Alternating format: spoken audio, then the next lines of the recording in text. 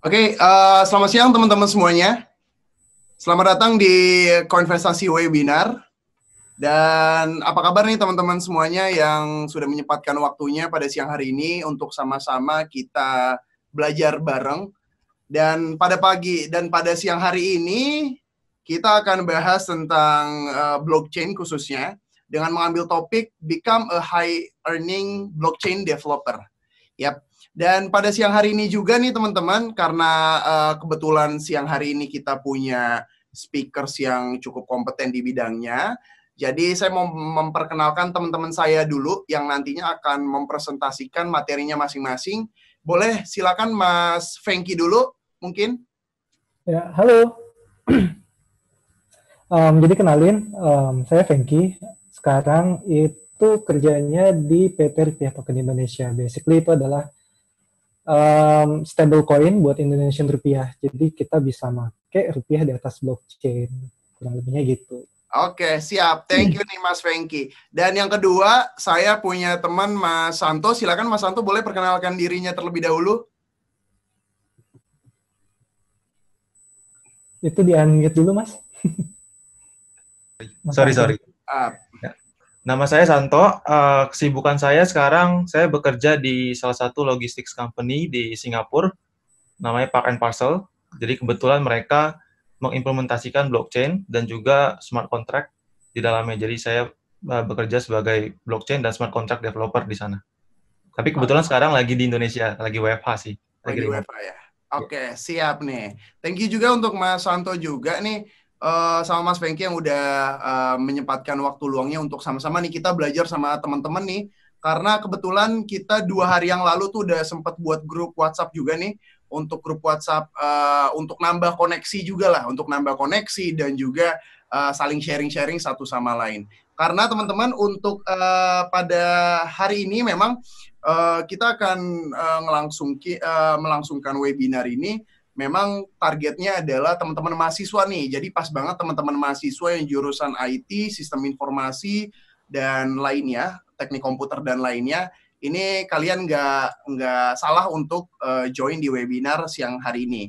Dan saya mau memperkenalkan diri juga nih, karena saya tadi sudah memperkenalkan para speakernya, saya mau memperkenalkan diri saya juga. Nama saya Kelvin, saya dari Koinvestasi, dan saya akan memandu acara pada siang hari ini. Dan saya mau jelasin beberapa rundown yang akan kita jalanin untuk 1,5 jam ke depan.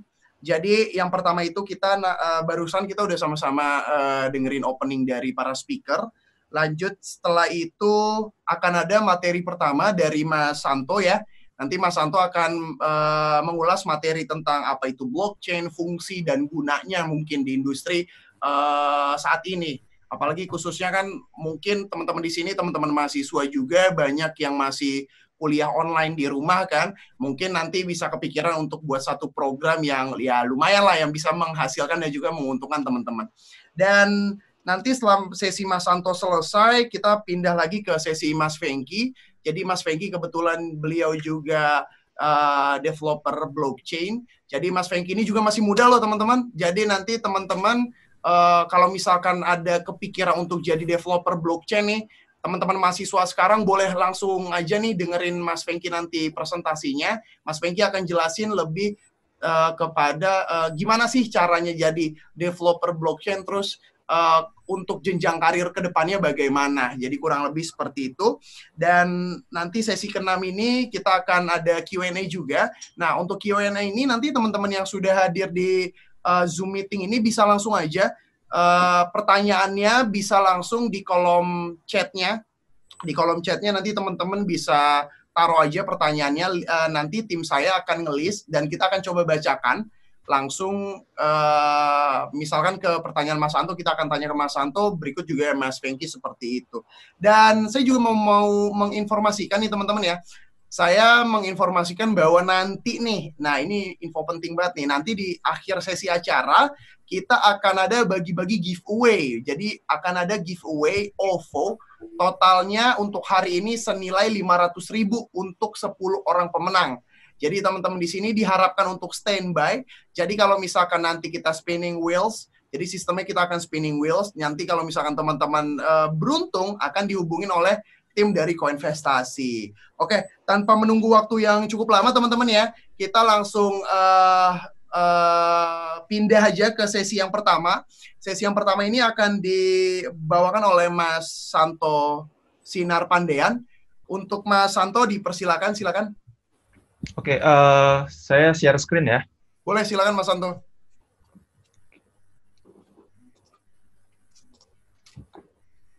Oke, semua bisa lihat screen-nya kan? Yap. Oke, jadi saya mau perkenalkan diri saya dulu ya, lebih jelasnya. Jadi nama saya Santo Sinar Pandean. Ya, saya lulus kuliah itu 2017. Ya, saya kuliah dulu di UMN di Gading Serpong. Nah, jadi setelah lulus itu saya memulai karir saya sebagai awalnya web developer di salah satu digital cryptocurrency exchange di Indonesia. Nah, jadi kurang lebih bekerja selama 1 tahun sebagai web developer dan juga ada smart contract developer sih waktu itu. Nah, setahun kemudian saya pindah ke Malaysia. Di Malaysia itu saya bekerja di salah satu blockchain consultant company di daerah Cyberjaya sebagai smart contract dan blockchain developer. Nah, selanjutnya setahun kemudian saya dapat kesempatan nih di Singapura untuk bekerja di salah satu logistics company tadi, menjadi blockchain dan smart contract developer juga. Nah, jadi itu kurang lebih latar belakang saya. Jadi saya nggak mulai dari dari blockchain developer langsung gitu. Tapi saya justru memulai dari web developer, lalu dapat kesempatan nih untuk menjadi seorang blockchain developer. Nah, itu sedikit tentang diri saya. Nah, jadi sebelum kita masuk ke dalam nih ya, lebih ke topik utama kita, saya mau jelasin dahulu nih tentang apa sih itu blockchain gitu. Jadi sebelum kita tahu kesempatan kerjanya, lalu benefitnya seperti apa. Nah, jadi kita harus tahu dulu blockchain itu seperti apa secara gambaran, secara luasnya gitu ya. Nah, jadi kalau kita ngomongin tentang blockchain ya teman-teman, jadi teman-teman bayangin tuh gini, blockchain itu adalah sebuah konsep teknologi di mana kita gunakan untuk melakukan penyimpanan data, di mana data-data itu yang berupa transaksi digital, itu kita taruh di dalam blok-blok, yang nantinya blok-blok itu saling terhubung tuh, sehingga membentuk rantai. Nah, dihubungkannya dengan teknik kriptografi namanya. Nah, karena tadi yang blok-blok tadi saling terhubung sehingga membentuk rantai, maka dinamakanlah blockchain. Jadi, blockchain itu adalah konsep teknologi tadi, ya. Nah, contohnya apa sih blockchain itu? Nah, contohnya mungkin yang paling teman-teman nih sering dengar nih ya, itu Bitcoin, gitu. Produk dari si blockchain ini. Tapi banyak juga orang salah kaprah nih. Banyak orang yang bilang blockchain itu adalah Bitcoin. Bitcoin itu adalah blockchain. Nah, padahal blockchain dan Bitcoin itu adalah kedua hal yang sangat berbeda ya, tetapi mereka berhubungan, mereka mempunyai kesinambungan, di mana blockchain itu adalah teknologinya, sedangkan Bitcoin itu adalah produk hasil dari implementasi blockchain. Ya, jadi kurang lebih itu ya blockchain teman-teman. Nah, lalu pertanyaannya sekarang kenapa tadi blockchain itu harus dibuat dengan konsep yang sedemikian rupa, harus dengan blok-blok, nanti kemudian blok-blok itu saling terhubung sehingga membentuk rantai gitu. Karena blockchain itu ingin mencapai 3 hal sebenarnya. Ini 3 hal penting nih yang utama dalam pengimplementasian blockchain yang ingin dicapai. Yang pertama adalah namanya decentralization ya. Jadi dulu nih sebelum adanya blockchain ya, kita itu masih menggunakan yang namanya sistem traditional database ya. Kalau teman-teman pernah pakai misalnya MySQL atau Postgre kalau sekarang ya. Nah, itu merupakan salah satu contoh dari traditional database. Nah, karakteristik umum ya dari dari traditional database itu biasanya datanya itu disimpan secara centralized. Artinya data itu disimpan di dalam satu entitas yang sama nih, yang terpusat. Nah, dengan demikian, dengan disimpan secara centralized itu, setidaknya ada 3 kekurangan nih. Ya, yang pertama adalah sangat mudah terjadinya atau sangat rentan terjadinya single point of failure. Ya, karena sangat bergantung terhadap satu entitas saja. Gitu. Yang kedua adalah ketergantungan terhadap network owner atau pemilik dari database itu sendiri. Nah, yang terakhir adalah sangat rentan terhadap peretasan atau privacy keamanan data. Contohnya, kita tahu ya, beberapa bulan yang lalu ada salah satu e-commerce yang database-nya diretas dan diperjualbelikan. Nah, itu merupakan salah satu kekurangan dari pengimplementasian database secara terpusat. Nah, poin yang kedua adalah, untuk yang desentralisasi ini, teman-teman bayangin gini ya, dalam kehidupan kita sehari-hari ini ya, teman-teman pengguna bank misalnya, ya, pengguna bank, salah satu bank di Indonesia misalnya. Nah, itu artinya bank itu adalah salah satu contoh sistem yang terpusat. Artinya kalau teman-teman mau melakukan transfer atau penarikan uang, teman-teman sangat bergantung terhadap servis yang diberikan oleh bank itu. Jadi kalau teman-teman misalnya suatu saat karena alasan tertentu, misalnya servis dari bank itu mati misalnya, ya udah teman-teman nggak bisa melakukan transfer atau bahkan teman-teman nggak bisa melakukan penarikan duit. Nah itu merupakan salah satu contoh tuh dalam kehidupan kita sehari-hari ya. Jadi kita sangat bergantung terhadap pihak ketiga. Dalam hal ini adalah bank. Nah, tetapi dengan pengimplementasiannya blockchain ini, contohnya adalah produknya misalnya kita bilang Bitcoin ya. Nah, dengan penggunaan Bitcoin itu, teman-teman bisa melakukan transfer maupun penerimaan Bitcoin kapanpun dan dimanapun teman-teman mau. Gitu. Jadi nggak lagi bergantung terhadap suatu pihak gitu. Dalam hal ini pihak bank contohnya. Itu nggak. Jadi tidak ada lagi perantara lah istilahnya. Nah, poin yang kedua yang ingin dicapai itu adalah transparansi. Ya, transparansi ini poin yang menarik juga nih. Ya, karena banyak orang tuh bilang gini, kalau teman-teman pernah dengar ya, blockchain itu bisa memberikan kita privacy dan juga blockchain itu bisa memberikan kita transparansi. Lalu, sekarang pertanyaannya, transparansi dan privacy itu bukannya kedua hal yang bertolak belakang, ya kan? Nah, lalu bagaimana blockchain bisa mencapai kedua hal itu secara bersamaan? Nah, caranya adalah kalau teman-teman pengguna suatu blockchain, dan misalnya teman-teman pengguna contohnya Bitcoin deh, ya. Nah, data diri teman-teman itu direpresentasikan bukan dengan misalnya nama atau bukan direpresentasikan dengan nomor HP atau nomor KTP, itu bukan. Tetapi teman-teman itu direpresentasikan dengan yang namanya wallet address. Makanya itulah kenapa kalau teman-teman pengguna Bitcoin, itu nanti teman-teman akan memiliki yang namanya wallet address yang bisa teman-teman gunakan untuk menyimpan Bitcoin teman-teman. Nah, jadi kalau teman-teman melakukan transfer misalnya 1 Bitcoin ke orang lain, itu yang dicatat adalah wallet address teman-teman nih, bukan nama teman-teman. Jadi bukan kayak misalnya saya Santo mentransfer 1 Bitcoin ke orang lain, itu enggak. Tetapi wallet address saya itu melakukan transfer 1 Bitcoin ke wallet address orang lain. Nah, itulah dengan cara itu ya blockchain bisa mencapai kedua hal tersebut, privacy dan transparansi secara bersamaan. Yang tadi ya, kalau misalnya transparansi, ya tercatat karena setiap transaksi yang saya lakukan itu akan terpublish di blockchain. Dan semua orang yang terhubung ke jaringan blockchain itu bisa melihat bahwa saya melakukan satu transaksi. Tapi orang-orang nggak tahu bahwa Santo atau saya yang melakukan transaksi. Orang-orang hanya bisa melihat bahwa ada alamat address ini, melakukan transaksi, gitu. Nah, yang ketiga adalah immutability. Nah, immutability ini artinya setiap data ya yang sudah ditaruh ke dalam blockchain, ya itu artinya dia bersifat final. Dia tidak lagi bisa diubah, dimodifikasi, ataupun dihapus. Ya. Nah, itulah ketiga poin atau aspek yang ingin dicapai dari implementasi blockchain, teman-teman. Jadi kurang lebih secara garis besarnya itu, blockchain itu seperti itu.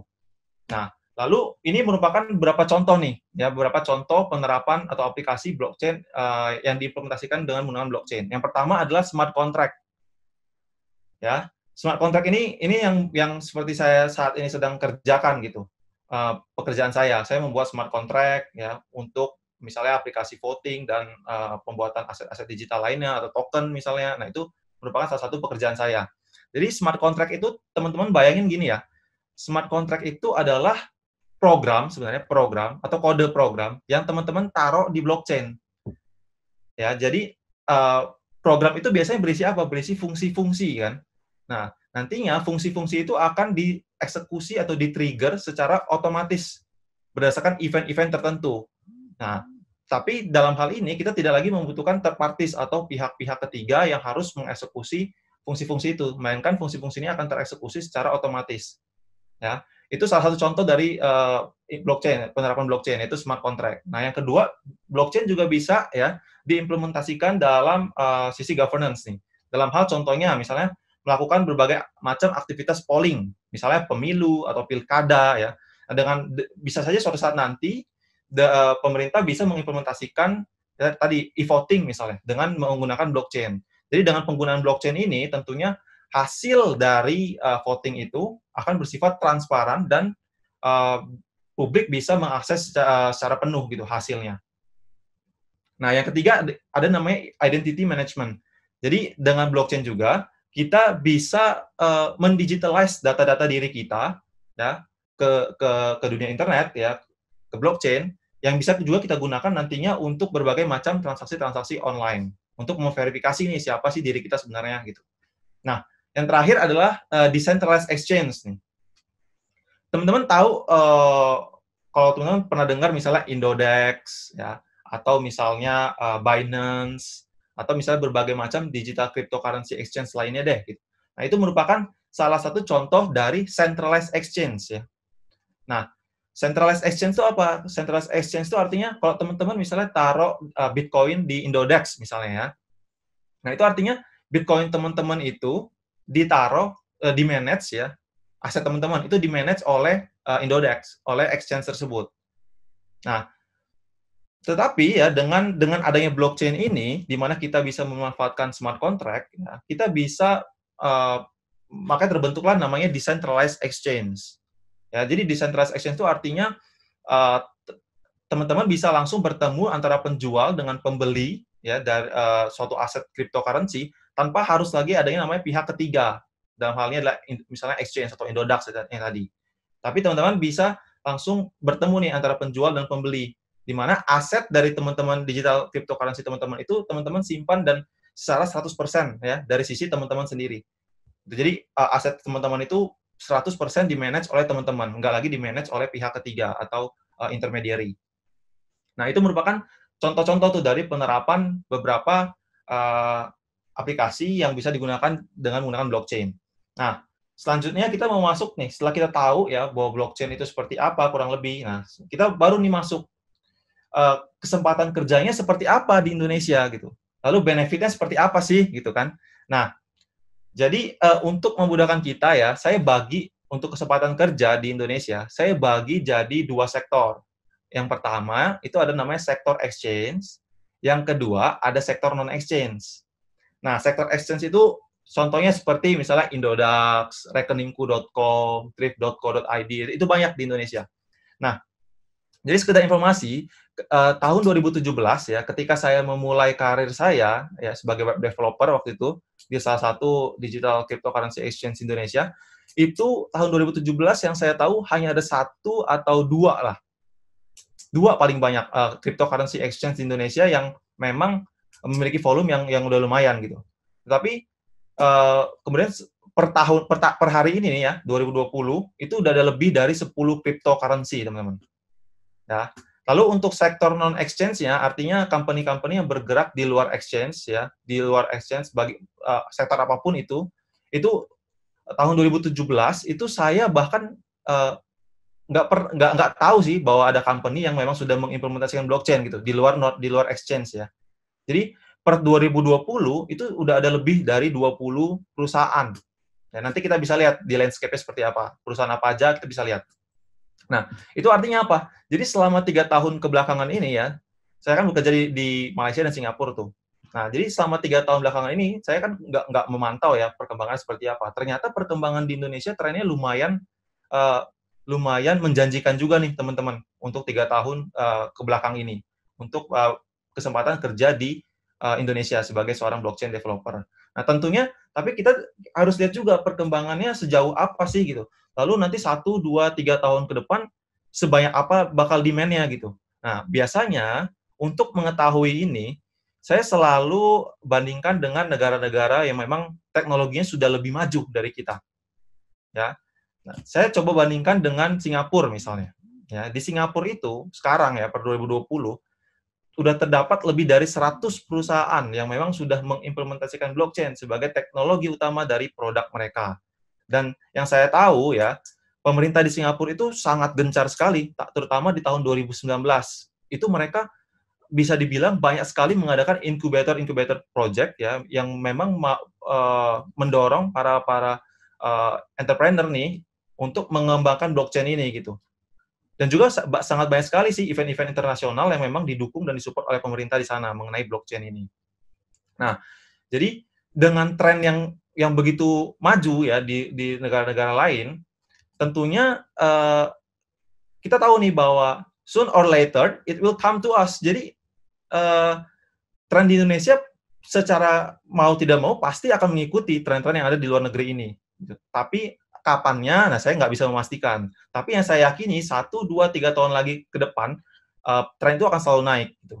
Nah, Jadi itulah untuk demand dari seorang blockchain developer itu kita bisa jadikan ini sebagai referensi, teman-teman. Oke. Nah, selanjutnya nih kita ngomongin income ya. Kalau kita ngomongin income tentunya sebagai seorang pekerja tidak jauh dari salary, betul? Nah, kalau salary ya, saya coba ambil dari PayScale ya. PayScale ini salah satu situs yang mengadakan riset mengenai rata-rata gaji dari seorang software engineer di Indonesia. Itu salary rata-ratanya adalah 121 juta per tahun atau sekitar 10 juta 100 terlepas dari dia junior ataupun senior level ya. Tapi rata-ratanya adalah sekian, 121 juta. Nah, coba saya bandingkan dengan Salary Explorer nih. Salary Explorer ini mirip dengan PayScale ya.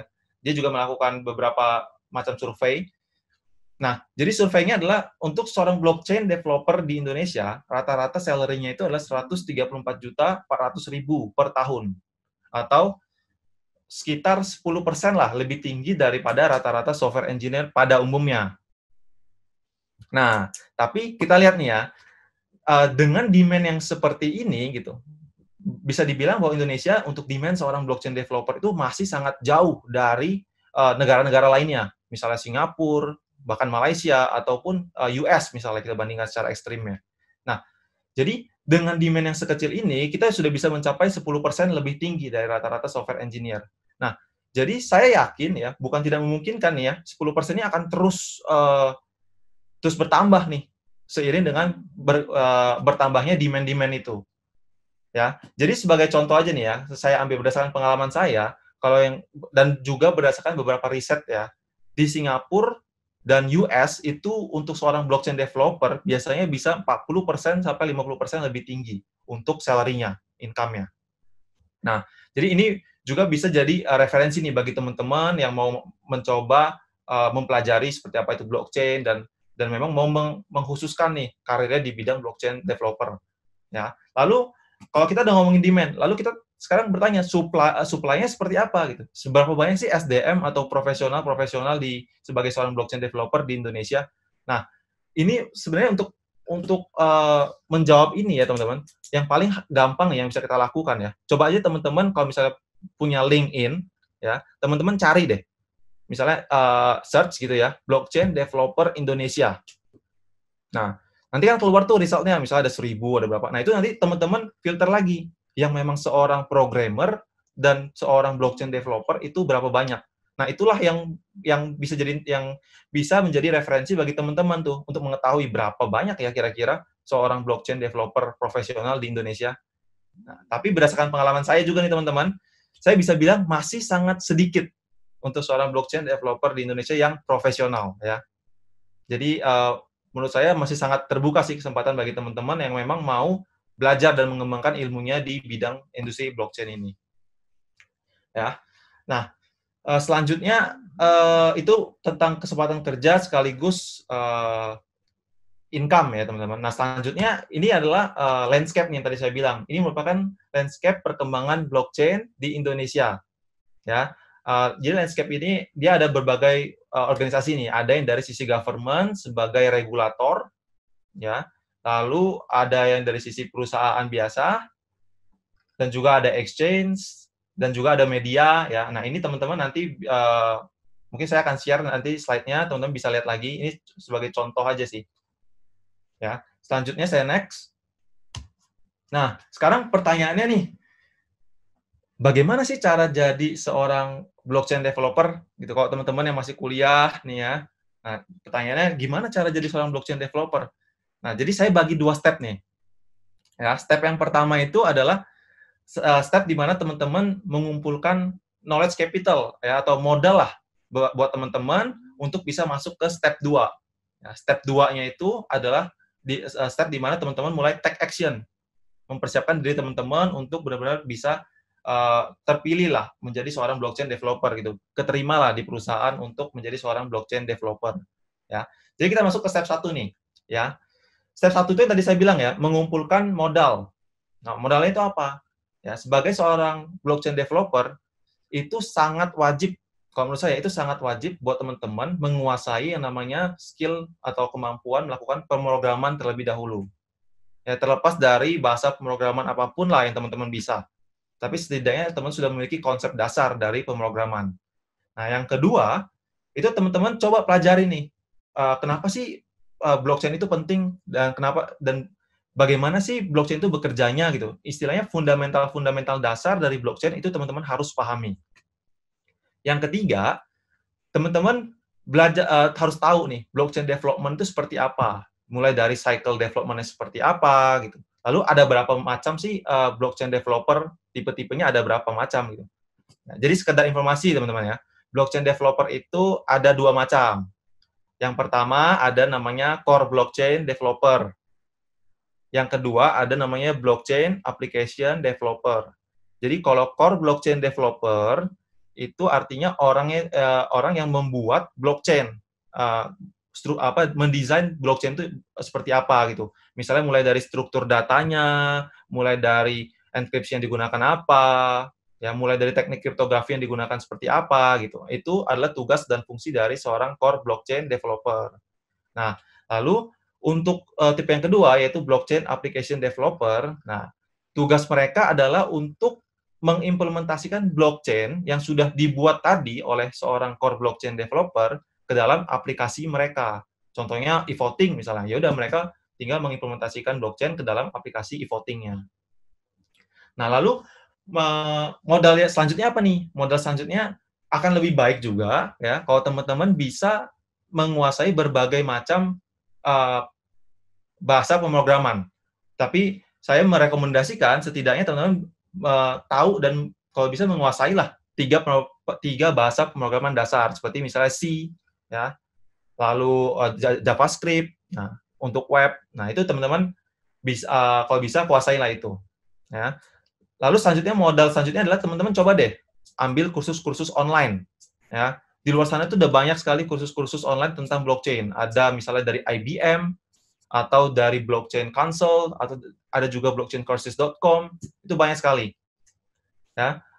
Selanjutnya adalah, nah ini nih, kalau buat teman-teman ya, yang mungkin sudah mempunyai pengalaman kerja atau magang, ya, itu akan lebih baik kalau teman-teman punya pengalaman di salah satu blockchain company. Ya, bisa itu exchange ataupun bisa itu non-exchange. Terlepas dari apapun posisi teman-teman nih, mau teman-teman sebagai web developer kayak, atau teman-teman mau sebagai seorang back-end developer misalnya.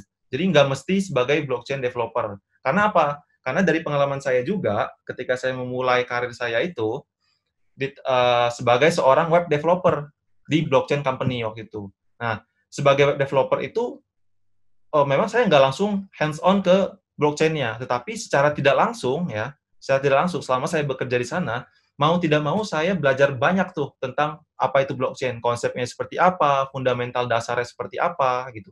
Jadi, dengan saya bekerja atau memiliki pengalaman di blockchain company, secara tidak langsung sebenarnya saya sudah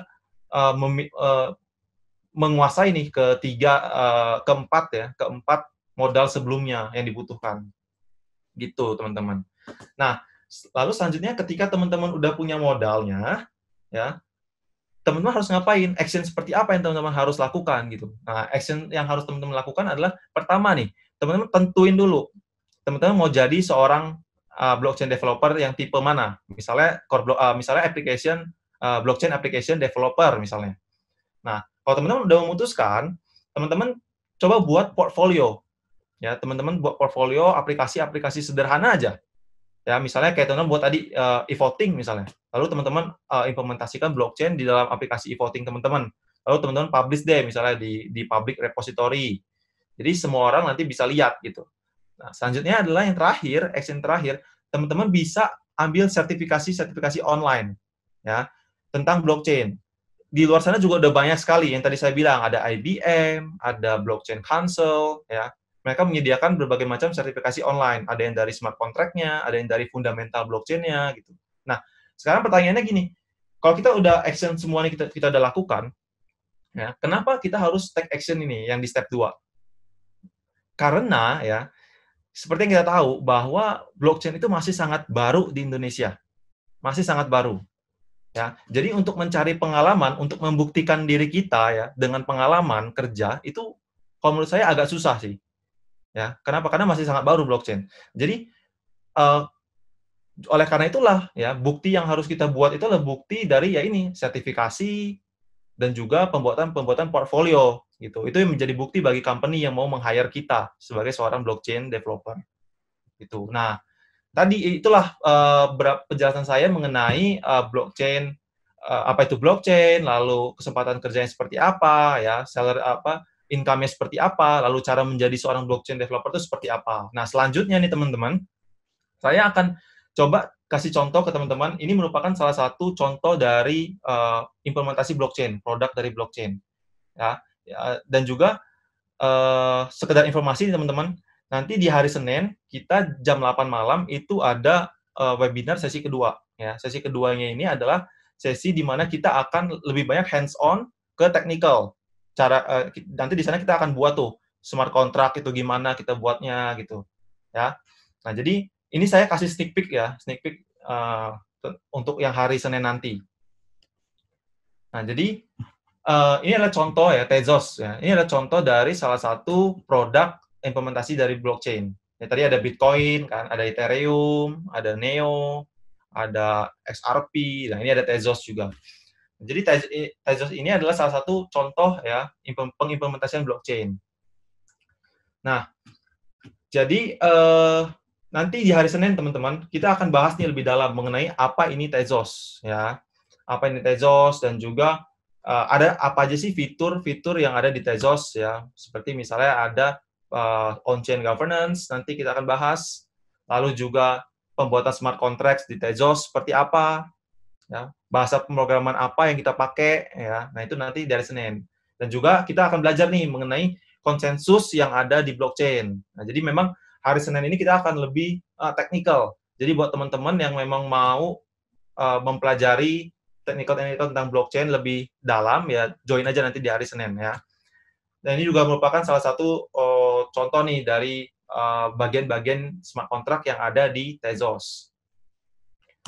Nah, ini nih teman-teman. Untuk contoh ya, ini merupakan contoh nyata dari pengimplementasian blockchain yang ada di dunia nih. Nah, contohnya adalah ini salah satu divisi cybercrime ya di Gendarmerie di Prancis. Mereka sudah menggunakan smart contract yang ada di Tezos ini untuk mencatat pengeluaran-pengeluaran ya, pengeluaran-pengeluaran peradilan selama investigasi. Jadi pengeluaran-pengeluaran itu dicatat di smart contract. Ini juga ada nih Electis ya. Electis ini juga merupakan platform untuk e-voting yang sudah mengimplementasikan smart contract di dalamnya. Dan juga nggak cuma dari yang tadi e-voting ataupun dari sisi governance, bahkan banyak sekali sudah game-game di luar sana yang sudah mulai mengimplementasikan blockchain di dalamnya.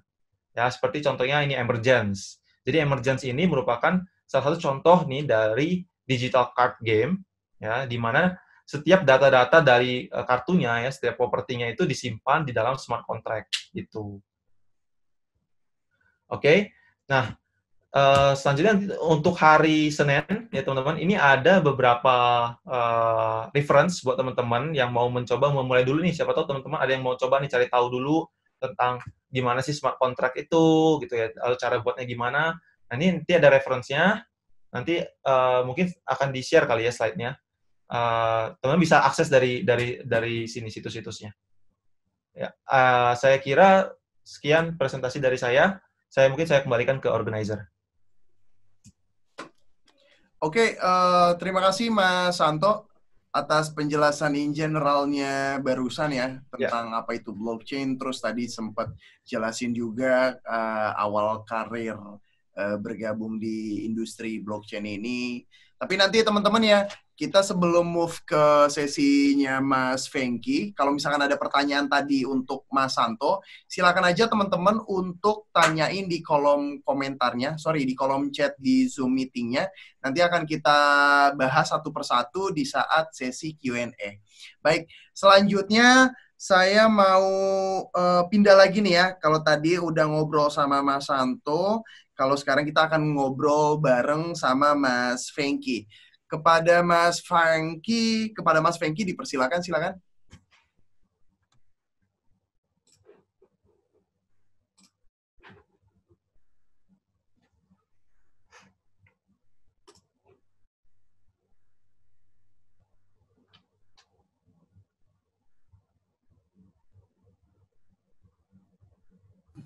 Oke, thank you. Oke, Sorry. Iya, tadi nggak bisa ngomong. Mute. sorry. Uh, uh. Boleh share.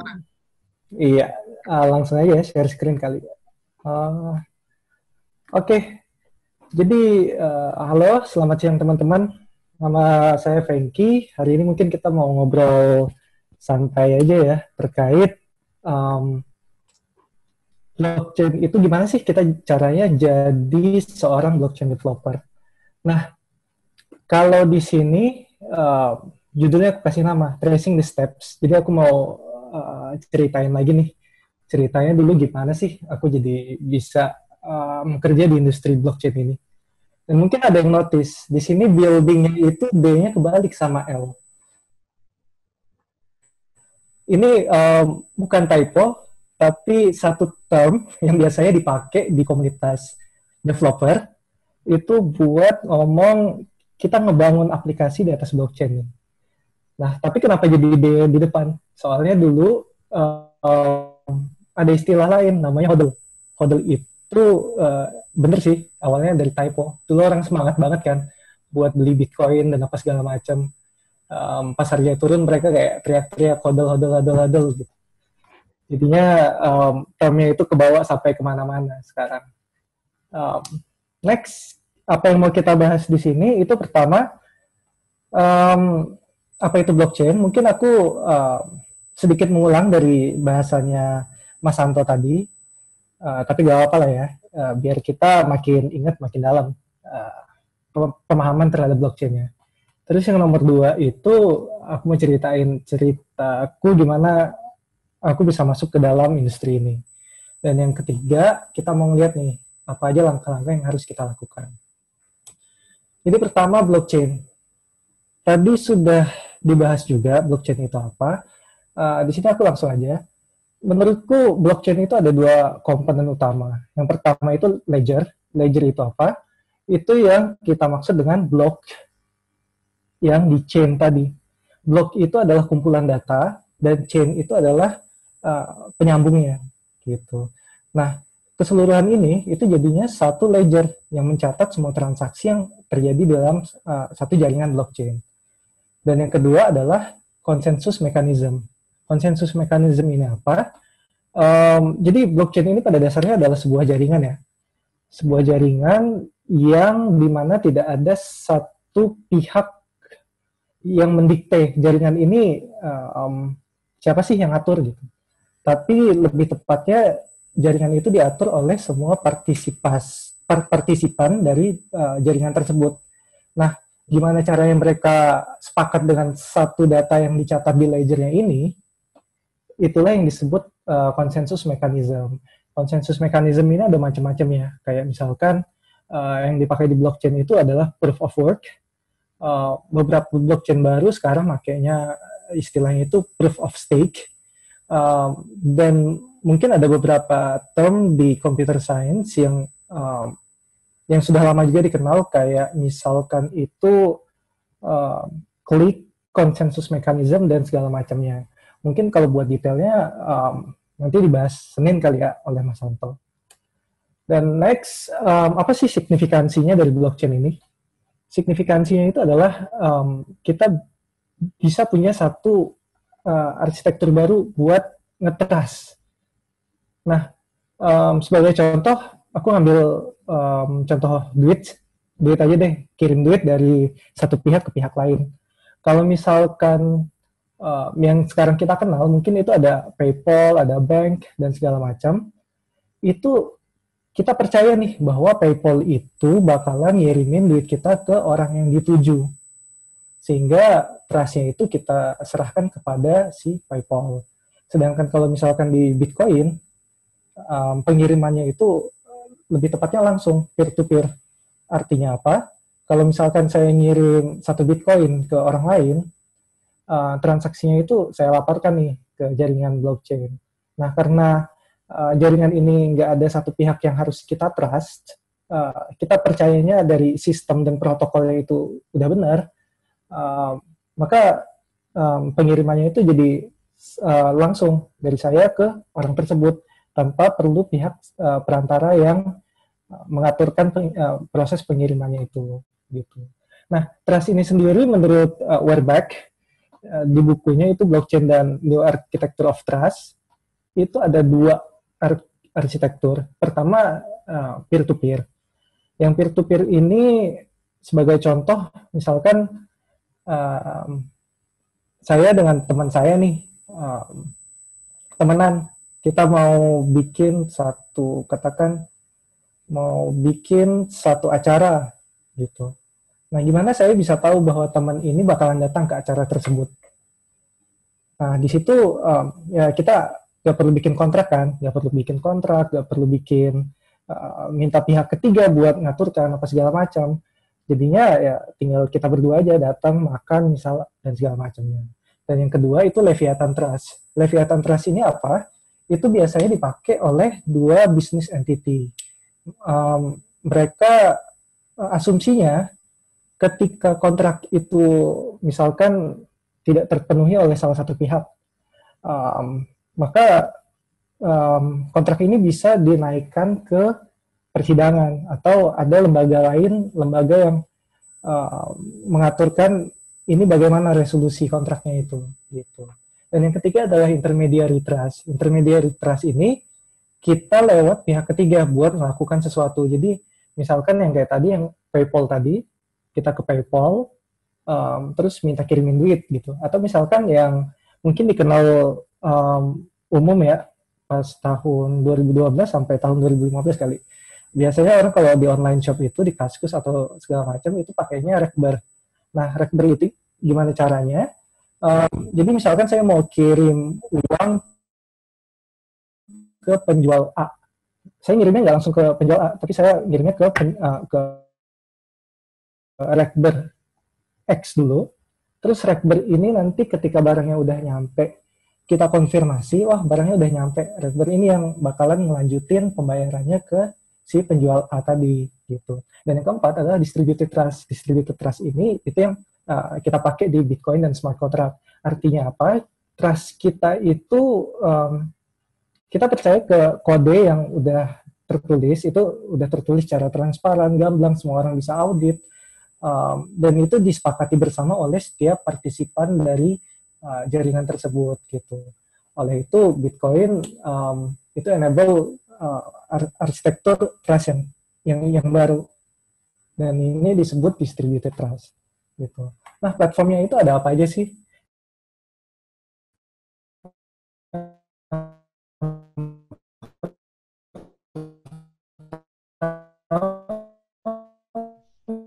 Halo, Mas Fengki, sorry, connect suara Mas Fengki kurang jelas.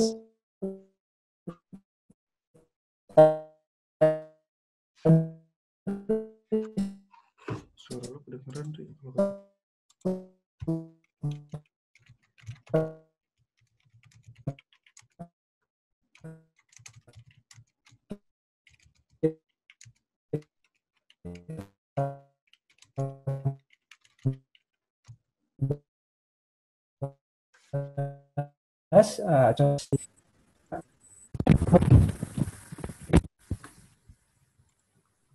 Halo, Mas Fengki. Halo, Mas.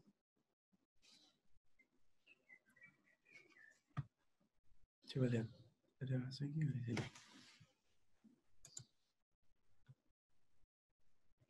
Belum ada. Wah, kayaknya Mas Fengki lagi koneksi lagi unstable nih teman-teman ya. Jadi sambil nunggu Mas Fengki masuk lagi, saya coba hubungin via pribadi dulu. Jadi teman-teman di sini yang kalau misalkan ada pertanyaan tadi ke Mas Santo dan juga Mas Fengki barusan, bisa langsung aja dimasukin di kolom chatnya. Nanti kita akan ulas satu-satu setelah sesi Mas Fengki, kita akan ada sesi Q&A. Sambil kita nunggu Mas Fengki, coba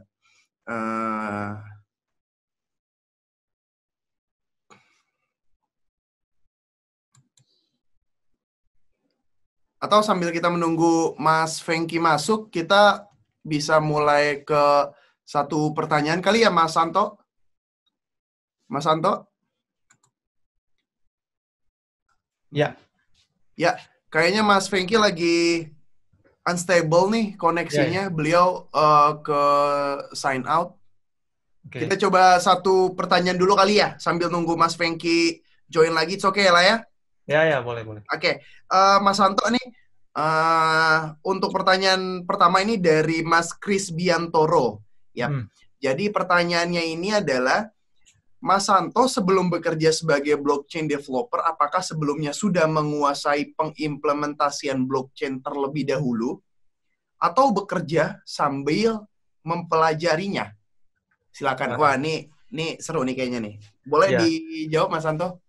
Jadi, kalau dari saya ya, sebelum saya bekerja sebagai seorang blockchain developer, saya memang udah menguasai blockchain. Tapi yang tadi saya bilang, teman-teman, ingat, dulu waktu saya memulai karir saya di 2017 ya, sebagai seorang web developer di cryptocurrency exchange di Indonesia, itu saya belum menguasai blockchain. Jadi itu saya baru lulus kuliah 2017, lalu saya apply ke salah satu cryptocurrency exchange itu, kemudian saya dapat tuh peluang untuk menjadi seorang web developer awalnya. Nah, baru di perusahaan itulah saya memulai tuh mempelajari blockchain lebih dalam, terus mempelajari smart contract itu seperti apa, ya, lalu implementasinya seperti apa. Dan kebetulan waktu saya join di company itu, saya dapat kesempatan untuk suatu project untuk membuat token aset, kita bisa bilangnya ICO.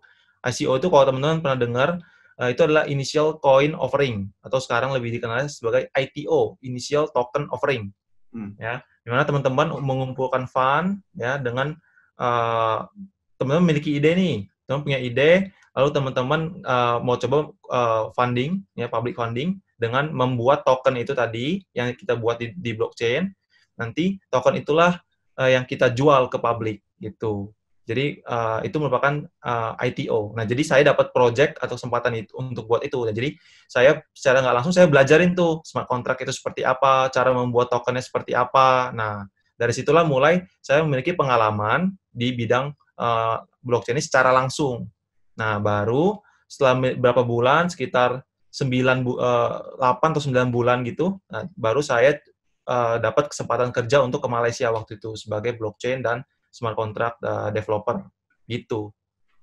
Oke, sip. Berarti Mas Santo tuh memang belum ada ilmunya lah untuk yang khusus blockchain-nya ya. Tapi sambil berjalan waktu, terus dikasih kesempatan di company exchange, disitulah Mas Santo udah mulai untuk mempelajari dan memperdalamnya. Kurang lebih seperti itu, betul ya? Ya, betul. Oke, siap. Thank you nih Mas Santo. Mungkin kita satu pertanyaan dulu nih ya. Tadi soalnya Bro Fengki nih sedikit apa nih Mas Fengki nih? Gak tahu ya, kenapa ya? Jaringannya jelek tadi ya. Tadi sampai terakhir kedengarannya sampai mana, Mas? Tadi terakhir itu Mas Fengki sampai slide yang bisa ditampilin lagi nggak slide-nya, Mas? Oh iya, oke. Sampai share slide. Jadi teman-teman kita move lagi ya ke Mas Fengki. Silakan Mas Fengki bisa dilanjutkan untuk sesi presentasinya. Oke, tadi kedengarannya terakhir sampai sini ya? Iya betul, sampai sini Mas. Oke, sampai sini. Sorry. Tadi sempat disconnect dulu, nggak tahu kenapa jaringannya. Oke, jadi tadi itu kita ngebahas blockchain itu apa dan platform yang ada itu apa aja sih? Nah, pertama itu Tezos. Tezos ini tadi kan udah dibahas oleh Mas Hanto dan mungkin akan dibahas pas Senin besok ya. Dan yang kedua itu ada Ethereum, salah satu platform yang cukup populer juga. Banyak aplikasi-aplikasi yang dibangun di atas Ethereum. Dan yang ketiga, itu contoh lagi adalah Near. Near itu adalah satu platform yang baru ICO di bulan ini. Dan sepertinya mereka mau menantang Ethereum. Dan yang selanjutnya itu adalah Hyperledger. Hyperledger ini berbeda dengan yang kita mention sebelumnya. Hyperledger ini lebih fokus buat enterprise use. Jadi mereka punyanya itu private blockchain istilahnya. Mungkin kalau mau tahu lebih dalam nanti bisa ditanya-tanya lagi.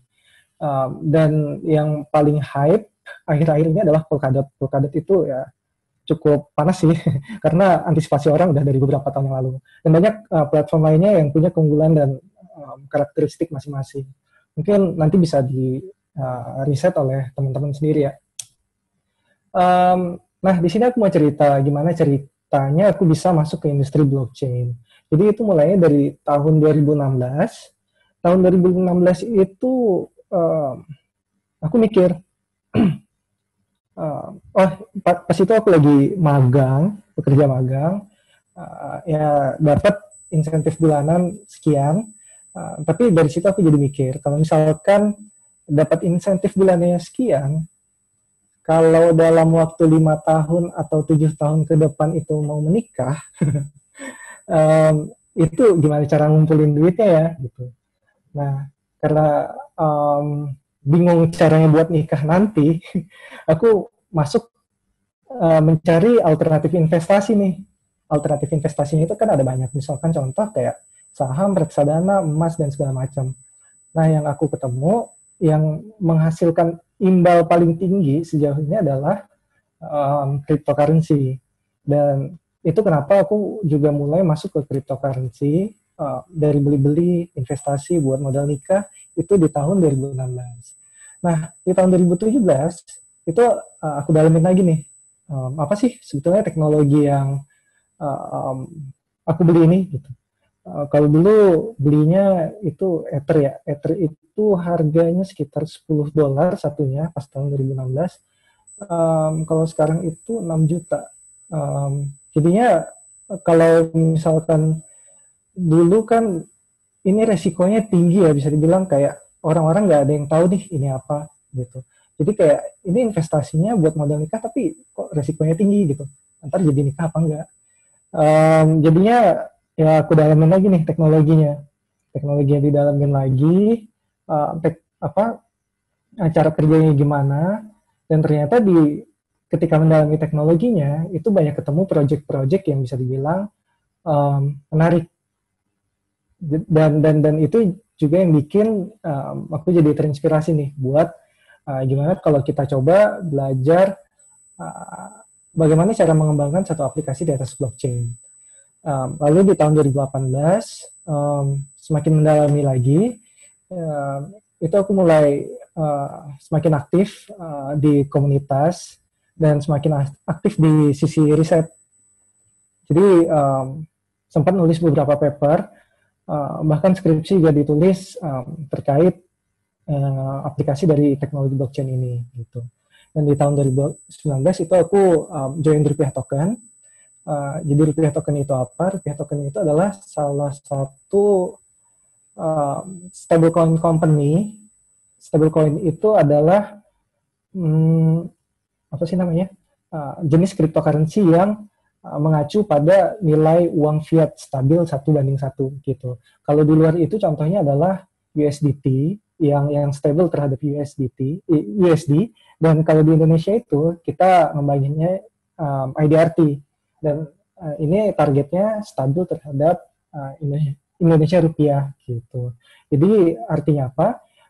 Indonesia rupiah itu bisa direpresentasikan di atas jaringan blockchain gitu. Dan 2020 dan selanjutnya sampai sekarang itu ya aku masih banyak belajar di berbagai sisi pengembangan blockchain, terutama ini industrinya itu kalau bisa dibilang cukup cepat ya bergeraknya. Kayak 4 tahun yang lalu itu Ethereum masih baru dimulai, dan sekarang Ethereum 2 udah mau diluncurkan kayak 2021. Dan belum lagi debat-debat komunitas global terkait gimana sih caranya kita buat memproses data-data ini dengan lebih cepat. Sebagai contoh, jaringan yang paling populer sekarang itu kayak ketika kita mau dapetin datanya itu kayak ratusan giga supaya kita bisa mulai mining istilahnya, mulai ikut validasi data-data yang masuk gitu.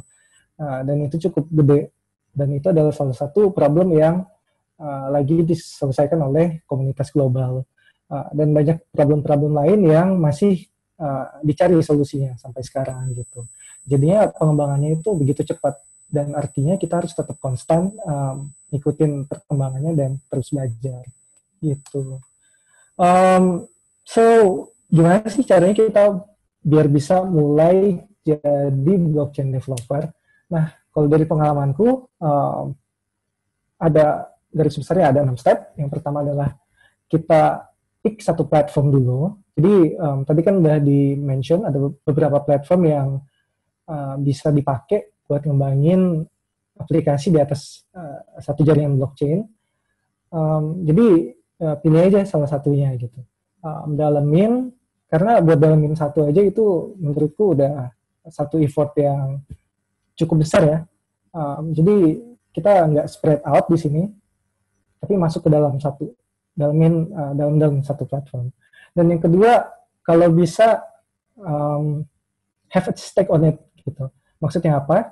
Biasanya platform-platform ini punya network tokennya sendiri. Kayak Tezos itu punya network tokennya sendiri, Polkadot juga punya, Ethereum dan Mir juga punya. Tapi ada beberapa juga yang enggak.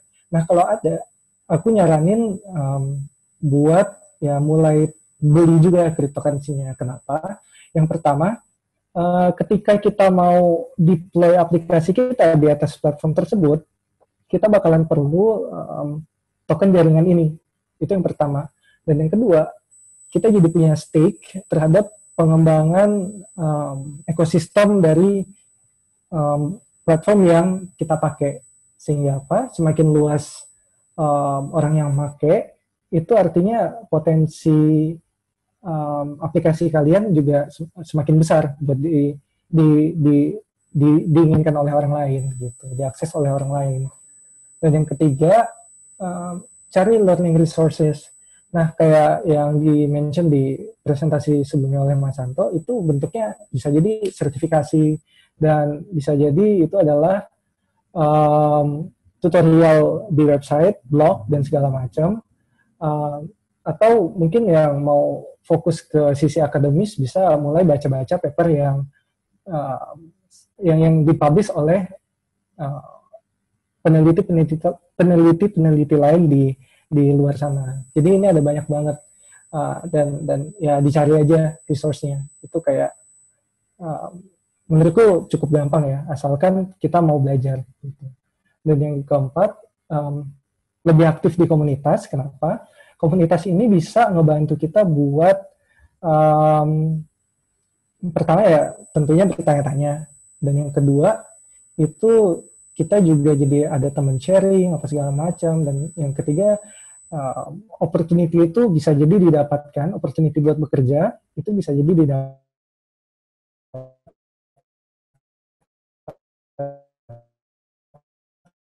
melalui terus dicoba bikin sendiri projectnya. Kenapa? Supaya kita lebih ngerti. Kita lebih ngerti gimana cara blockchain itu bekerja dan apa aja yang harus dilakukan. Sebagai contoh, kalau dulu itu ada kejadiannya di jaringan Ethereum, bolong terhadap satu smart contract. Bolong tersebut menyebabkan kehilangan jutaan dolar kepada orang-orang yang memasukkan uangnya di smart contract tersebut. Nah, sebetulnya secara jaringan blockchain, Ethereum ini bisa dibilang ya aman. Tapi dari sisi smart contract-nya, itu kan sebetulnya adalah kode-kode. Nah, kode-kode ini bisa jadi ada kesalahan atau apa, sehingga itu menyebabkan orang lain bisa mengakses dana yang seharusnya mereka tidak bisa akses. Nah, sehingga dari situ orang-orang di komunitas kripto global, mereka jadi lebih aware nih, apa yang harus dilakukan. Sebagai contoh, satu ya, best practice itu sudah mulai dikompilasi apa aja best practice-nya. Dan yang kedua mungkin tadi sempat di-mention juga pas Tezos, itu formal verification. Artinya apa? Kita memverifikasi bahwa satu kontrak itu benar secara matematis gitu. Dan ini adalah cara-cara yang dipakai oleh komunitas buat mengamankan smart contract yang ditulis tadi gitu. Nah, jadi kalau kita punya hands on terhadap terhadap platform yang kalian inginkan tadi, itu bakal ngasih insight yang lebih luas bagaimana cara blockchain bekerja, apa yang harus dilakukan, dan segala macamnya. Sehingga kontrak yang kalian bikin bisa lebih aman. Dan yang terakhir adalah mulai kontribusi ke open source. Kontribusi ini bisa sesimpel dari nambahin dokumentasi, nambahin temuan-temuan yang kalian lakukan, report bug atau apapun yang bisa kalian lakukan. Kalau bisa masuk ke dalamnya buat kontribusi kode itu lebih bagus lagi. Nah, kontribusi open source ini juga dekat ya sama aktif di komunitas. Kenapa? Soalnya dari kontribusi open source ini orang-orang bisa ngelihat apa sih yang udah kita lakukan untuk ekosistem dari platform yang kita pilih. Mungkin dari pengalamanku sendiri, dalam 3 bulan terakhir aku udah ditawarin offer dari job dari luar negeri, itu kayak 2 perusahaan, tapi semuanya aku tolak. Dan kita itu bisa kenal lewat komunitas dan kontribusi dari open source gitu. Dan yang terakhir, ini ada beberapa ide yang mungkin bisa dibangun di awal-awal kalian belajar blockchain development. Yang satu itu voting di app, kayak yang dari mention tadi. Yang kedua adalah proof of existence di app. Proof of existence itu adalah kita membuktikan bahwa satu data itu exist di satu waktu, gunanya apa? Buat membuktikan, misalkan buat membuktikan paten atau apa segala macam lah, gitu. Dan yang terakhir adalah escrow smart contract. Kalau ini implementasinya mirip Praxberg dan mungkin bisa jadi pertimbangan juga buat teman-teman yang mau belajar blockchain buat implementasi 3 case ini, gitu. Dan mungkin sampai situ aja dari aku ya, Mas Calvin. Thank you buat perhatiannya. Kalau ada yang mau ditanya itu bisa langsung aja email ke sini. Iya.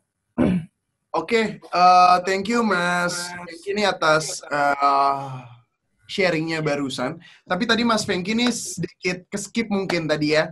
Mas Fengki belum jelasin apa di awal bekerja sekarang di mana. Mungkin tadi udah sempat tersirat di saat penjelasan mengenai pekerjaan web blockchain developernya. Tapi di awal Mas Fengki belum sedikit intro personalitinya lagi. Mungkin boleh intro ya. Iya, boleh. Ya. Jadi kalau aku pribadi itu alumni dari Computer Science UGM. Oke. Dan sekarang itu lagi kerja sebagai blockchain developer di Indonesian Rupiah Token. Oh, Indonesia Rupiah Token. Iya.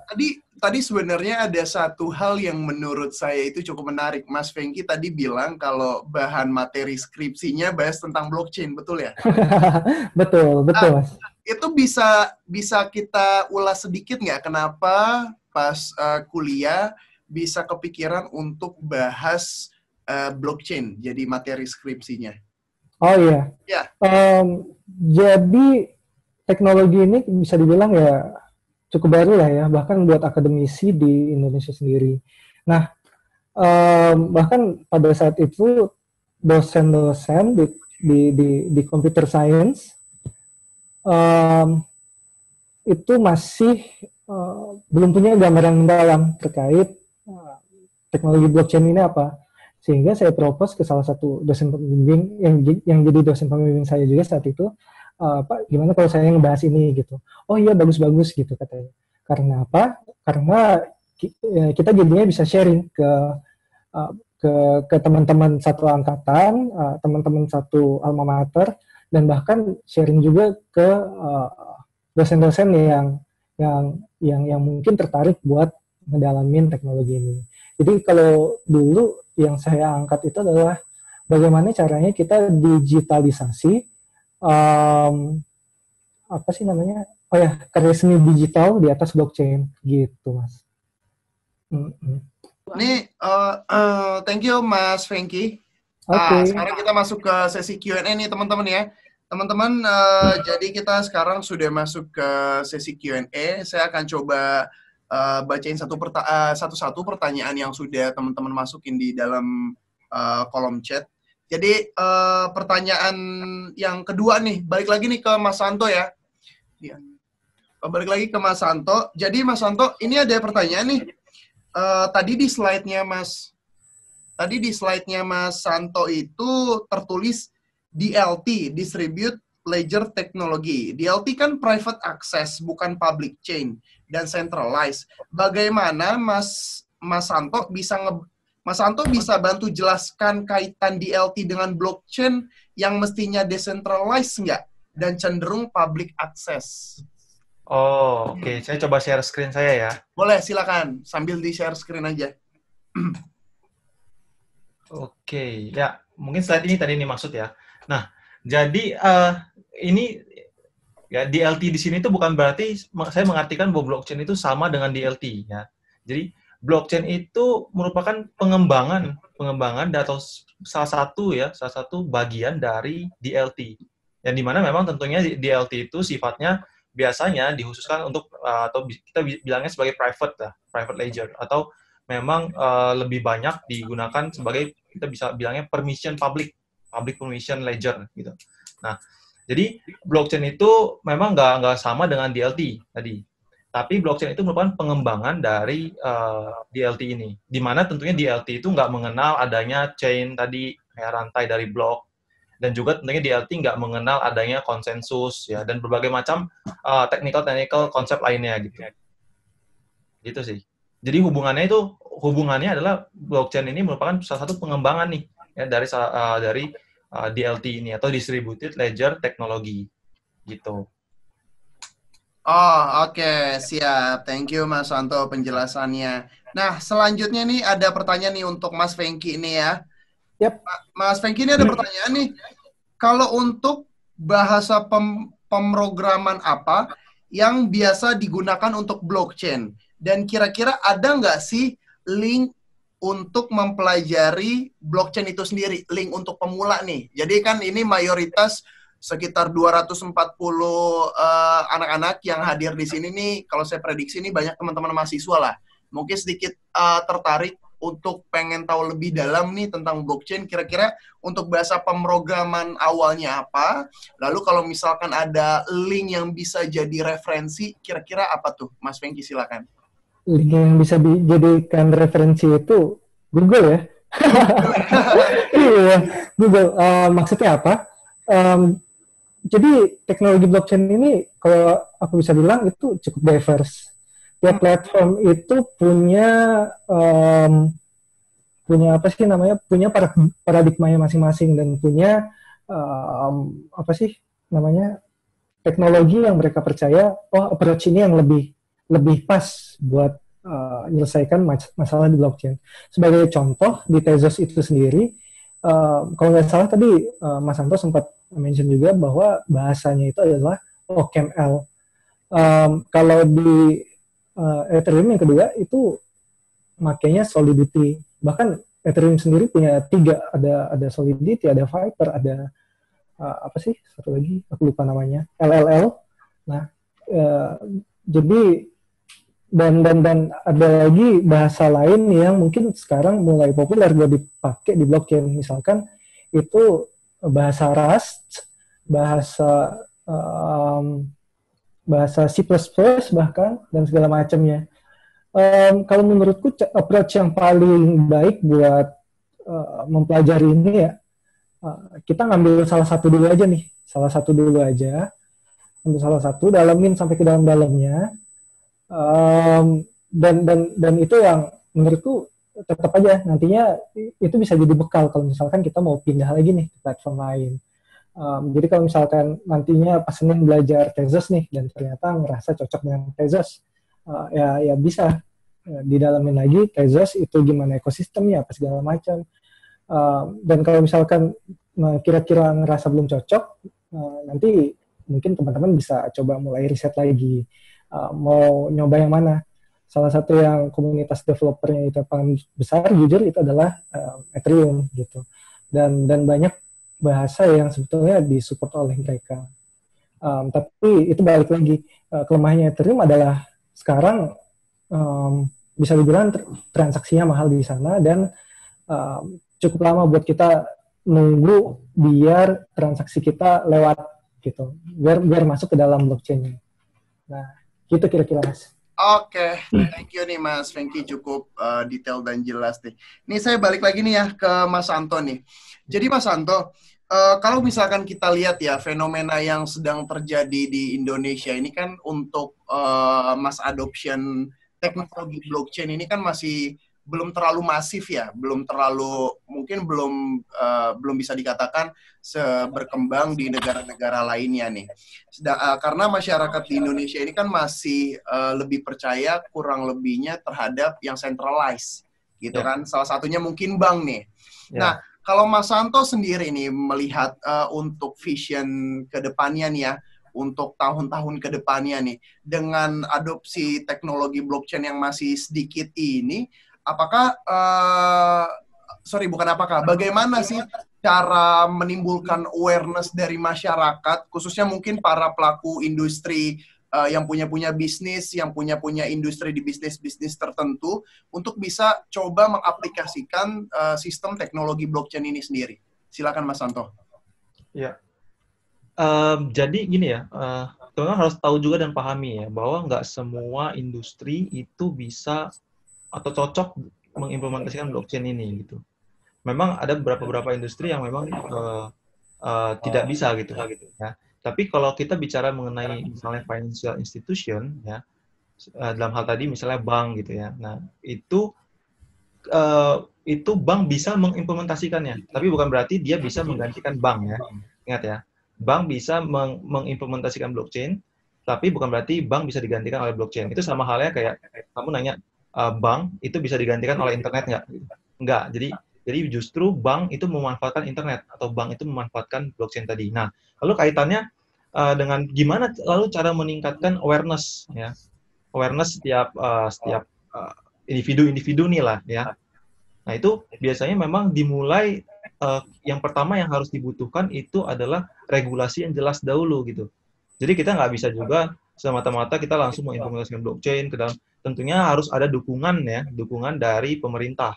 Ya, saya bilang di sini pemerintah, karena pemerintah dalam hal ini ada sebagai regulator, tentunya itu sangat diperlukan bagi individu-individu sebelum mereka benar-benar bisa mengimplementasikan di blockchain di dalamnya. Karena memang banyak sekali ya, terutama dalam beberapa tahun belakangan ini, blockchain itu memang kebanyakan pengimplementasiannya lebih ke arah financial institution sih.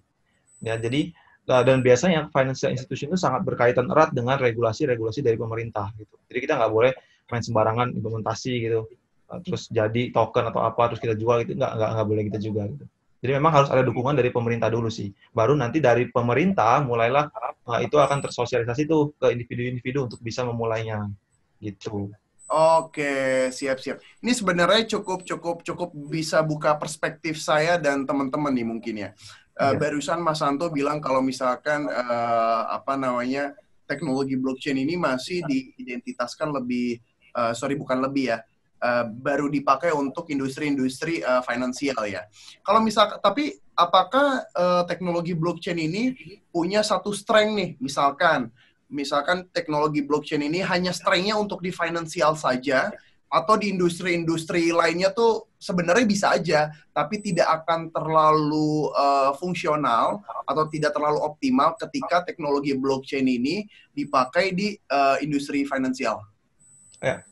Saya koreksi dikit ya. Jadi sebenarnya blockchain itu nggak cuman untuk sekarang ini nggak cuman dimanfaatkan di finansial di Indonesia, tetapi sebagian besar baru dimanfaatkan di financial institution.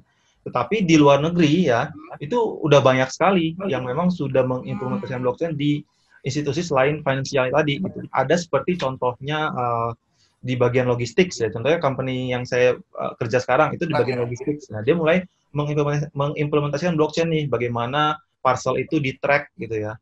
Untuk dari sisi sender sampai ke resipien gitu. Itu juga sudah mulai. Nah, lalu ada supply chain ya. Di luar negeri itu supply chain sudah masuk juga. Jadi bagaimana produksi suatu item atau barang itu benar-benar dari bahan bakunya sampai barang itu terbentuk. Nah, itu semua sudah bisa diakses oleh publik ya. Ya, kalau di Cina itu waktu itu ada salah satu event internasional gitu ya. Di sana ada, saya lupa nama company-nya apa. Dia bergerak di supply chain. Jadi kalau kamu beli barang nih, ya, misalnya kamu beli susu nih ya. Nah, kamu tahu, kamu bisa cek susu ini tuh dibuat dari sapi apa, di mana, ya, Oh, dengan oke. dengan detailnya seperti apa itu ada. Ya. Kamu bisa trace gitu. Itu sebagai salah satu contoh pemanfaatan blockchain. Jadi nggak cuma di finansial, kalau di luar Finansial negeri itu aja ya. banyak Oh, sekali. I see. Mungkin kalau di Indonesia ini belum terlalu happening kali ya Mas ya. Dan Nah, kita mungkin berharap nanti ke depan-depannya nih para generasi muda nih teman-teman mahasiswa nanti 5 sampai 10 tahun ke depan bisa nih mengaplikasikan tentang teknologi blockchain di industri pekerjaannya masing-masing nih ya Mas kali ya. iya betul sekali. Oke, siap. Sekarang kita move ke Mas Fengki lagi nih. Mas Fengki, mana nih Mas Fengki? Ada pertanyaan nih Mas Fengki. Mas Fengki disconnect ya? Coba kita cek dulu. Mas Fengki ternyata disconnect lagi nih. Kayaknya koneksinya lagi yang stable nih ya. Atau mungkin di sini teman-teman ada yang ingin langsung tanyain ke Mas Santo, bisa langsung kasih reaction-nya aja. Oh nih Mas Fengki udah gabung lagi nih.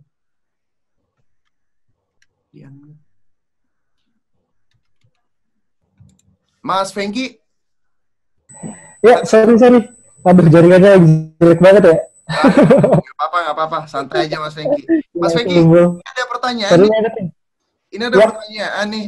Pertanyaannya, Mas, apakah IDRT produk blockchain yang sah dari pemerintah Republik Indonesia karena menyangkut IDR? Dan apakah ada dana backup yang disiapkan IDRT sebagai stablecoin? Terus di mana dana backup-nya ya? Boleh dibantu jawab, Mas? Ya, jadi IDRT sendiri itu dikeluarkan oleh perusahaan swasta ya, PT Rupiah Token Indonesia. Tapi kita juga perusahaannya itu kita comply terhadap peraturan yang ada sekarang. Sekarang buat perdagangan kripto itu kan diatur oleh Bapepti. Nah, di salah satu jenis cryptocurrency yang terdefinisikan itu adalah crypto-backed digital asset. Jadi sebagai contoh, crypto-backed digital asset itu adalah misalkan emas yang dikeluarkan di blockchain dan di-back oleh emas itu sendiri. Dan dalam kasus rupiah token, itu tiap tokennya di-back oleh 1 rupiah. Dan penyimpanannya itu lewat entitas ini tadi, PT Rupiah Token Indonesia, dan disimpan di bank account yang diaudit tiap bulannya. Begitu.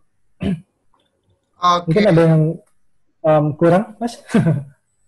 Kayaknya sudah cukup sih. Mungkin yang Mas yang baru bertanya tadi itu mungkin salah satu user dari IDRT kali, atau calon user kali. Iya, calon user kali. Iya, mungkin bisa join ke website-nya kali ya, Ya, bisa juga itu.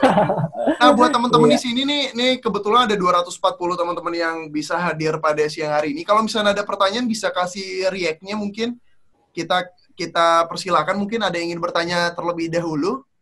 Siapa? Boleh. Ada? Ada yang ingin bertanya mungkin?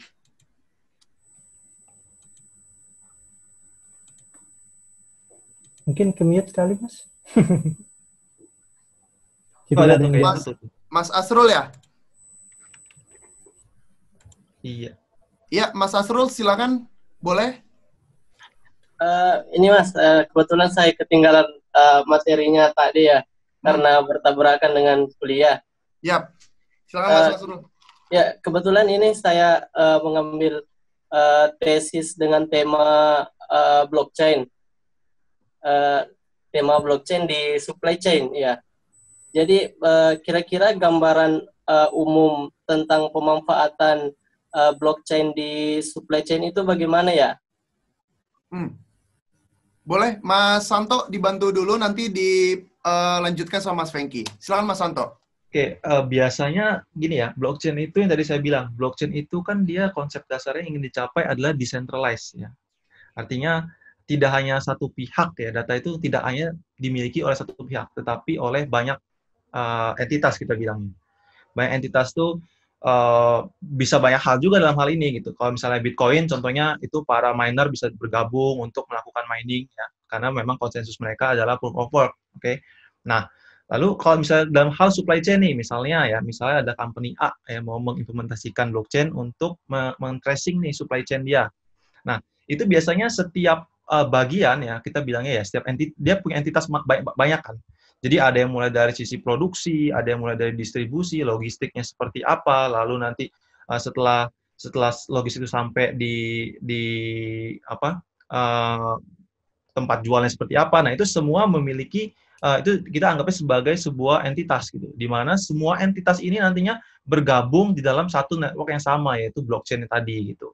Nah, jadi secara gambar umumnya seperti itu. Jadi banyak entitas tadi bergabung. Nah, mereka itu mempunyai konsensusnya masing-masing. Nah, itu pasti tentunya berbeda tuh. Konsensus antara satu company dengan yang teknologi dengan teknologi lain tuh bisa saja berbeda gitu. Tapi secara umumnya gambarannya seperti itu. Banyak entitas yang bergabung, mereka bisa publish data yang mereka miliki ke setiap network. Jadi setiap orang yang bergabung atau setiap entitas yang bergabung ke blockchain itu, mereka bisa mengakses tuh data-data yang sudah dipublish oleh entitas-entitas lainnya gitu.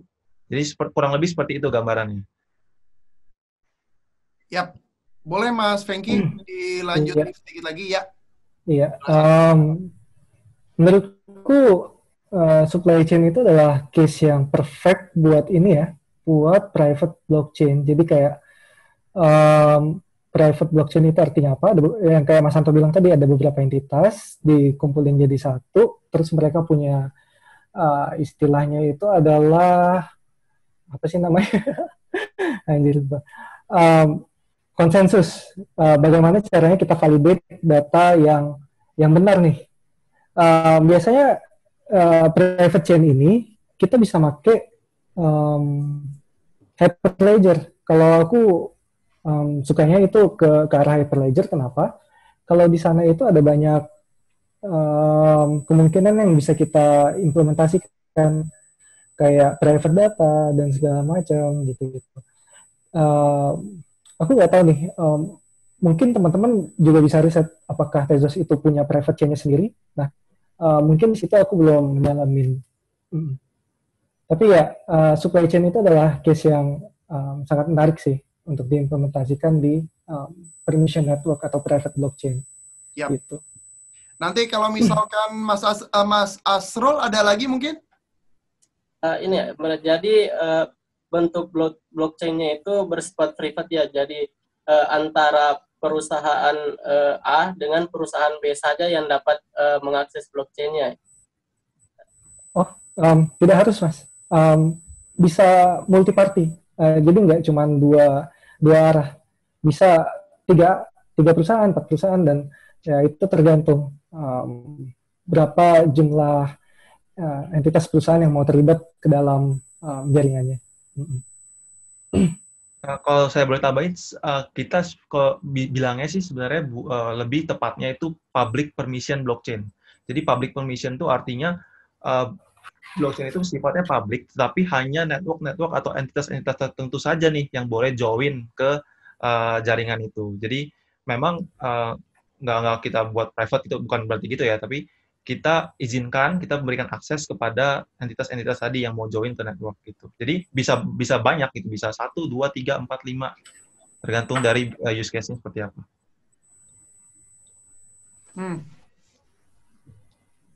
Ada yang ingin ditanyakan lagi, Mas Asrul? Atau dirasa sudah cukup?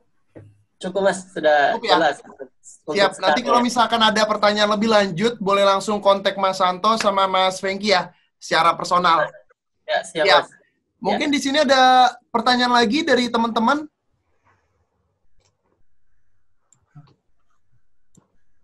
Ada pertanyaan lagi mungkin dari teman-teman? Mungkin ada yang menarik. Oh, boleh. Mas Kris Tapidingan ya? Mas Kris Tapidingan.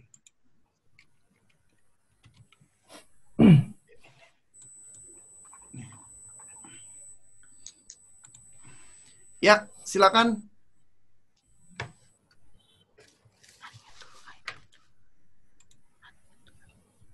Mas, di-unmute dulu, Mas.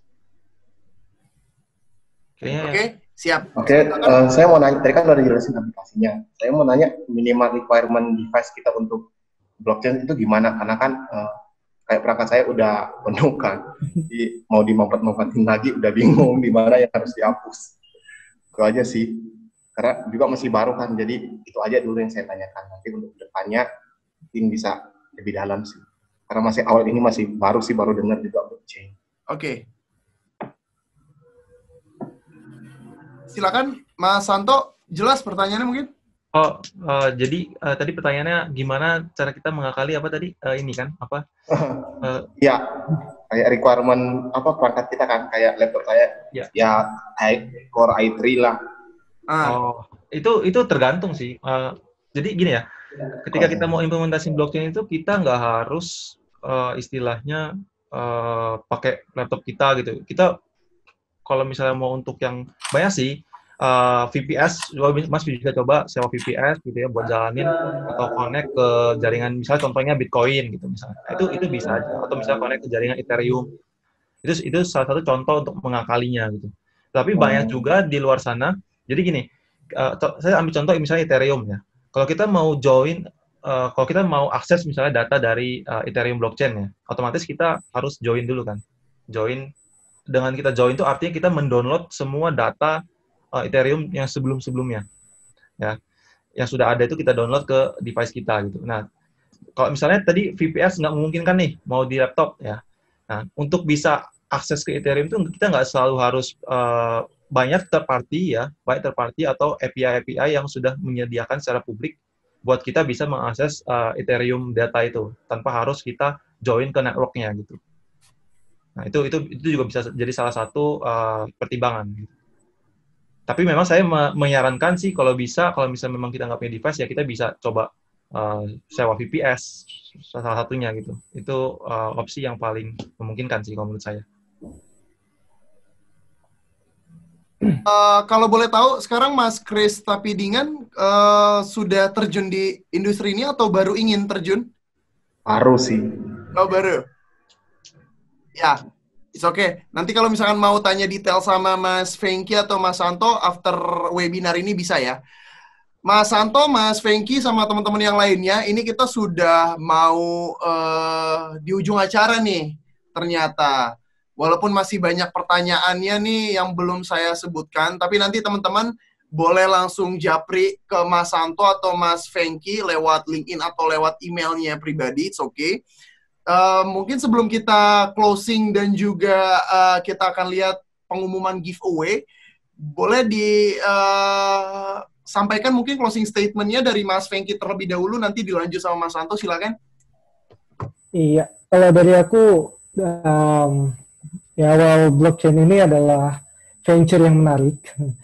Ada banyak opportunity yang bisa teman-teman temukan di sini. Dan yang terakhir, ya harus tetap belajar sih.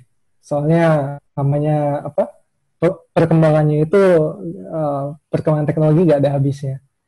Iya, itu aja Mas. Boleh dilanjut mungkin dari Mas Santo, silakan. Kan kebanyakan di sini mahasiswa teman-teman mahasiswa IT gitu misalnya ya, atau memang yang sudah mempunyai pemrograman kemampuan untuk melakukan pemrograman dasar gitu.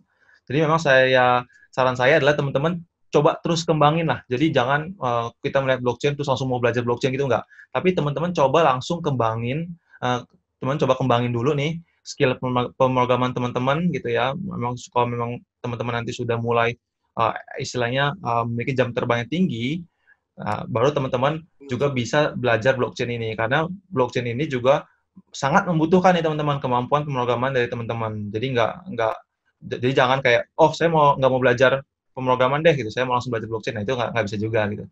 Jadi sebagai teman-teman IT ya, teman-teman coba dalamin dulu lagi deh gitu IT programming skill-nya sambil belajar blockchain juga gitu. Jadi harus berkesinambungan nih dua ini gitu ya. Dan saya yakin sih tren-tren ke depannya 2021, 22, 23 dan seterusnya blockchain akan punya porsi lah di Indonesia gitu untuk job opportunity-nya gitu sih. Siap. Thank you Mas Santo sama Mas Fengki untuk closing statement-nya. Tadi saya sempat mengulas beberapa hal nih dari penjelasan Mas Santo sama Mas Fengki bahwa blockchain ini merupakan teknologi yang berbentuk buku digital nih teman-teman, yang mencatat semua riwayat transaksi yang terjadi dalam satu jaringan. Dan ini merupakan masih baru kebetulan di Indonesia ini, tapi udah ada beberapa perusahaan fokusnya ke industri finansial memang menggunakan teknologi blockchain ini, karena blockchain ini berkorelasi erat dengan smart contract nih teman-teman. Terus juga kalau misalkan kita dengerin tadi background-nya Mas Fengki dan juga Mas Santo, beliau-beliau ini juga hitungannya baru awal lah ya. Kita baru 2017, 18, sekarang tahun 2020-an, hitungannya kita masih awal juga nih. Jadi sebenarnya teman-teman di sini yang jurusan sistem informasi, fakultas komputer, teknik dan fakultas yang lainnya, ini sebenarnya kesempatannya masih terbuka luas sekali untuk kalian terjun di dalam teknologi blockchain ini. Dan kalau misalkan teman-teman masih ingin terus berkoneksi dengan Mas Santo dan Mas Fengki, bisa nanti dibantu untuk akun LinkedIn-nya ya. Mungkin misalkan ingin chit-chat lebih lanjut tentang blockchain, mereka saya rasa juga sangat open sekali untuk sharing dan juga diskusi. Dan kalau dari saya segitu aja cukup teman-teman ya. Sebelum saya tutup, kita akan sama-sama menyaksikan, karena kita di akhir acara ini akan ada pengumuman siapa yang menjadi pemenang giveaway berupa OVO. 50.000, total senilai 500.000 untuk 10 pemenang nih. Jadi saya minta untuk Mas Santo sama Mas Fengki bilang stop ya, nanti ketika spinning wheels-nya. Ya. Oke, siap. Boleh kita tampilkan? Oke, baik. Saya klik ini, nanti tinggal dibilang stop aja, Mas. Saya dulu nih. Ya. Kita mulai ya untuk pemenang pertama. Ya. Boleh bilang stop, Mas? Stop. Dicatat dulu. Oke, untuk pemenang pertama ini langsung kepada habibabas1711@gmail.com. Siap. Langsung yang kedua nih ya. Boleh dibantu lagi, Mas? Stop. Itu ke unmute deh. Oke. Siapa saya? Fengki, Mas Fengki ke mute deh. Oke, Eka Ardila Febrianti @mail.unpas.ac.id. Mas Fengki ke unmute ya, coba. Sorry ini Mas Fengki. Mas Fengkinya masih ke unmute ya, coba. Bentar, kita masih ke pemenang kedua nih. Ya. Oke. Sorry nih Mas Fengki ya. Lanjut. Saya saking bersemangatnya untuk memutar hadiah nih. Ngasih rezeki nih ke teman-teman nih kan. OVO lumayan. Oke, kita langsung ya ke calon pemenang ketiga. Boleh dibantu bilang stopnya ya. Yuk. Silakan Mas. Stop. Wih, semangat sekali. Baik, untuk Semangat ini axel.lukito@students.umn.ac.id. Wah, anak UMN nih. Lumayan nih 50.000 di penghujung weekend ini kan. Oke, langsung ke pemenang keempat. Silakan kita lihat nih pemenang keempat. Boleh pemenang keempat siapa? Oke, yang berhak mendapatkan 50.000 keempat untuk pemilik email hansen.wijaya@students.umn.ac.id. Wah, anak UMN lagi nih. Anak UMN nih enak nih kayaknya nih rezekinya nih hari Jumat nih kan. Sekarang pemenang kelima. Boleh nih ya. Stop. Pemenang kelima jatuh kepada siapa nih? Oke, Raisa Dwinda @gmail.com. Selamat Raisa ya. Ini kita masih ada 5 pemenang lagi nih. Boleh dibantu Mas Santo bilang stop? Oke. Stop. Oke. Pemenang keenamnya jatuh kepada Verno.Nianoviana@gmail.com. Lanjut, pemenang ketujuhnya Mas Fengki boleh stopnya? Saya bisa menang nggak, Mas? Putar dulu. Ya, stop. Oke, langsung. Yeremia Steven 16@gmail.com. Ini pemenang keberapa ya? Ketujuh ya? Oke, sekarang ke-8.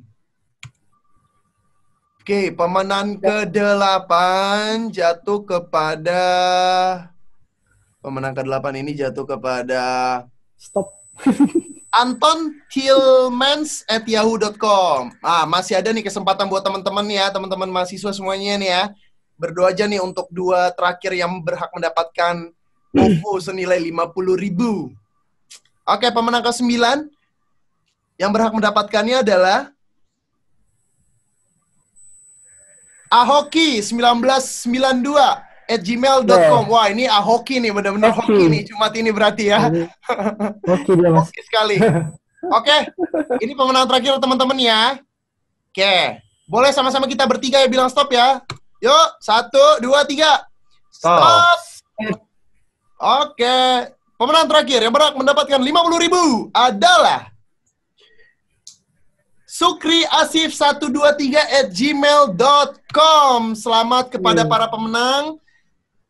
Nanti tim dari Koinvestasi akan mencoba menghubungi para pemenang dan hadiah paling lambat akan didistribusikan di hari Senin ya teman-teman ya.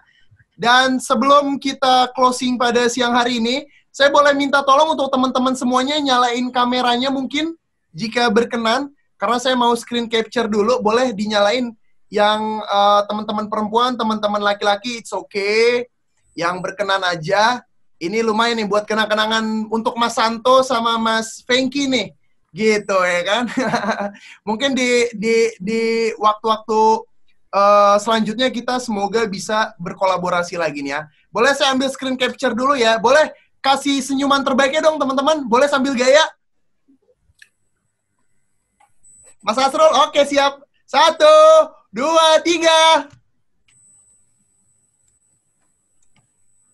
Oke, terima kasih buat teman-teman. Boleh kasih tepuk tangan semuanya, yuk. Amit semua. Kasih tepuk tangan semuanya ya. Semua, Mas. Oke. Dengan berakhir sudah webinar dari Koinvestasi untuk yang di hari Jumat ini. Karena di hari Senin kita akan ada webinar lagi. Pukul 8 sampai jam setengah 10 malam. Buat teman-teman yang sudah ada ketertarikan untuk terjun langsung di dunia dan industri blockchain, langsung aja nanti di hari Senin saya akan kirimkan linknya via email kalian masing-masing. Dan juga jangan lupa untuk prepare bawa laptopnya, karena ini seru banget, kita akan sama-sama hands-on experience. Jadi kalian akan belajar langsung sama Mas Santo untuk cara bahasa pemrogramannya. Dan jangan lupa juga buat teman-teman di sini untuk follow langsung Instagramnya Koinvestasi, dan juga jangan lupa nih untuk subscribe channel YouTube-nya Koinvestasi. Paling itu aja dari saya.